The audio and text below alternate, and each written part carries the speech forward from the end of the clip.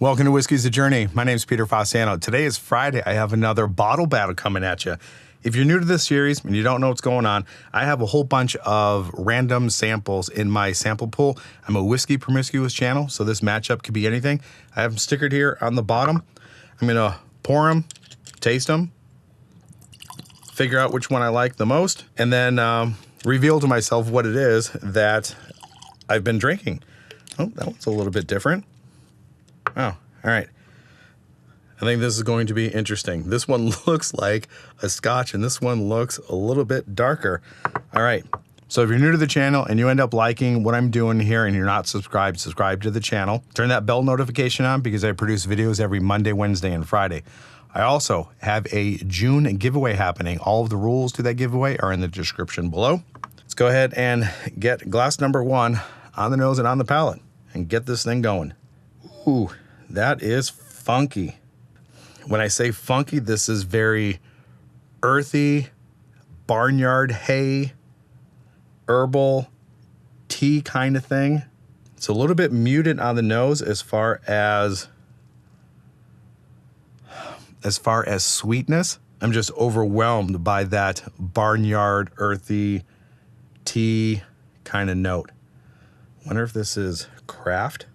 I have a hard time describing what craft is, but maybe this is crafty. Yeah, that's wild. Maybe a touch of spice, but based on what I'm nosing, there is no sweetness at all. No fruit, no sugar. Yeah, a little bit varnishy or acetone. This is gonna be interesting. All right, let's go ahead and get this thing on the palate. Honey, vanilla, herbal, floral, barnyard, earth. There is an elevated vanilla sweetness, no spice, no oak, very low proof. Very interesting. And I'm also getting a melon note on the finish. Yeah, not sure about that one. Let's get a rinse of water, move on to glass number two. All right, glass number two. Oh, definitely not a Scotch. That's for sure. All right, glass two. A little bit of a mineral note. Well, I tell you what, these bowls smell very weird. A little bit more spice. Red fruit on the nose. Cherry, strawberry, raspberry. Maybe a little citrus as well. More dynamic on the nose than glass number one, that's for sure. Yeah, but there's a little bit of a mineral note coming through as well. All right, smells good. Let's go ahead and get it on the palate. All right, this is a very nondescript battle. I'm gonna be interested to see what these are. I think glass number two has a little bit of a tobacco, chocolate, leather note. I think there's more oak in here. Definitely a little bit more proof, or at least it's rising up in the palate. I think there's a really good balance of sweet and spice, but all of the notes that I'm getting are muted. They're not very developed. I mean, they're there. You know that you're drinking whiskey, brown sugar, caramel, vanilla, a red berry medley. And I would say that the flavors and the notes are more dynamic than glass number one. But by no means do I think either one are jumping out of the glass. Just in comparison, glass number two is jumping out of the glass more than glass one. I would say glass number two has more of the typical bourbon notes, and glass number one is what I would say is crafty. Let's go ahead and get a rinse of water here, and then we'll go back the other direction and let you know which one I like the most, which I think it might be already obvious. All right, let's get glass number two back on the nose and on the palate. Yeah, typical bourbon notes. There is an orange citrus note, almost like the zest like you express like orange oils over the top of a cocktail. Brown sugar, caramel, vanilla, your typical bourbon notes. And I'm guessing these are bourbons. And there is a little bit of proof coming through on the nose. Let's go ahead and get it on the palate. Oh yeah, glass number two, definitely a standout over glass number one. I know I've only had one sip of glass number one. I will get back to it, but this is better developed. It has nicer flavors. It's more well-rounded. It has depth to it. It's not this barny, farmyard, earthy, herbal kind of thing. It doesn't taste crafty, but there is a weird mineral note coming through. It's good. I like it. And I think I do like it more than glass number one, but let's go ahead and get glass number one back on the nose and back on the palate and see if my initial reactions are correct. Oh yeah, there is a varnish note, acetone, earthy, barnyard, hay kind of thing. I think this is quintessential craft. So let's get it back on the palate and verify everything. Yep, same exact thing. I don't think I need to prolong this any longer. Glass number 2 is definitely going to win this battle. This is 2 battles in a row that it is a clear-cut winner. But there is something about the palate of glass number 1 that is just not sitting right with me within this battle. It is hay, barnyard, herbal, tea, floral. These are all notes that I'm not particularly fond of. It doesn't have a lot of proof, and I wouldn't say that this is a whole lot of oak as well. I think it is a developing type of whiskey, which leads me to think that it is some sort of craft whiskey. And number 2 is just your standard bourbon.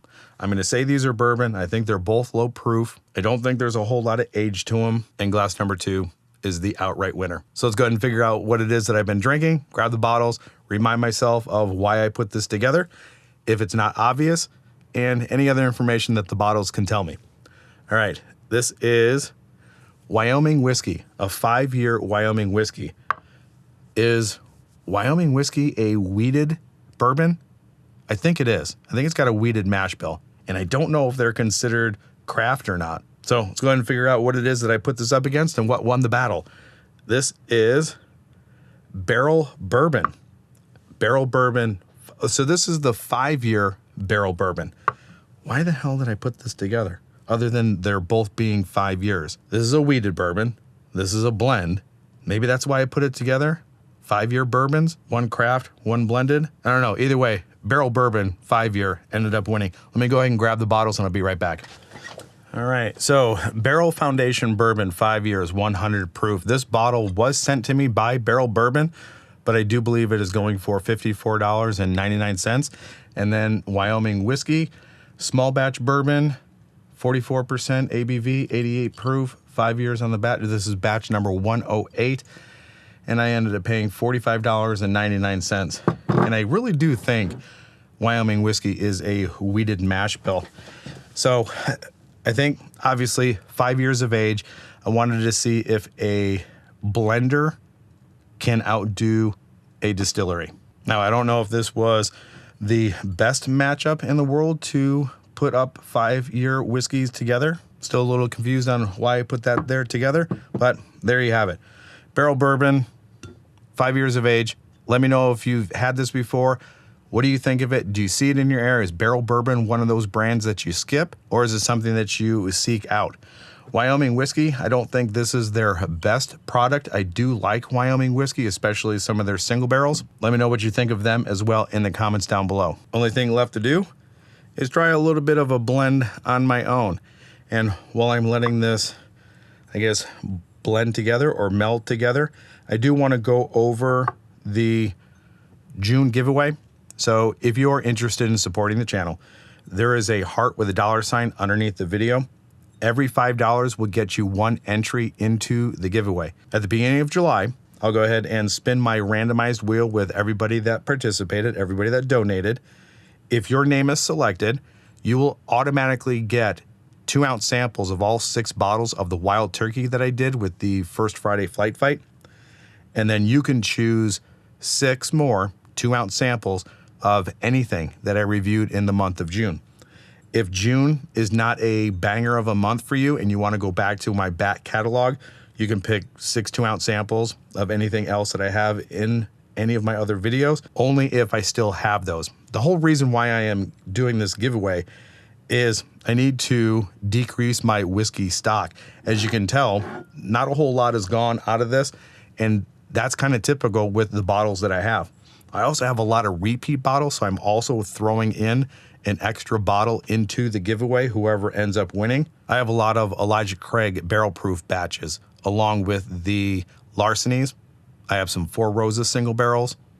I have the Booker's releases, and I just have some random bottles that are just sitting on my shelf. I've already done reviews. I'm not going to be drinking them.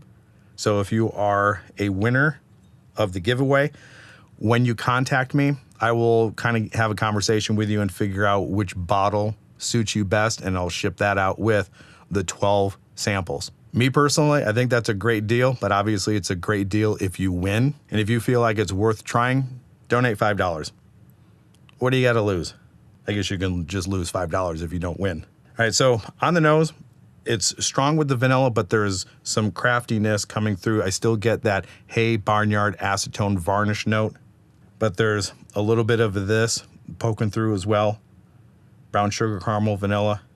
Nothing fantastic. Let's go ahead and get it on the palate. All right, that's definitely a no. There is varnish, floral. A lot of this is coming through. No spice. It flattened everything out. I actually think the blend is worse than both of them. Definitely a no.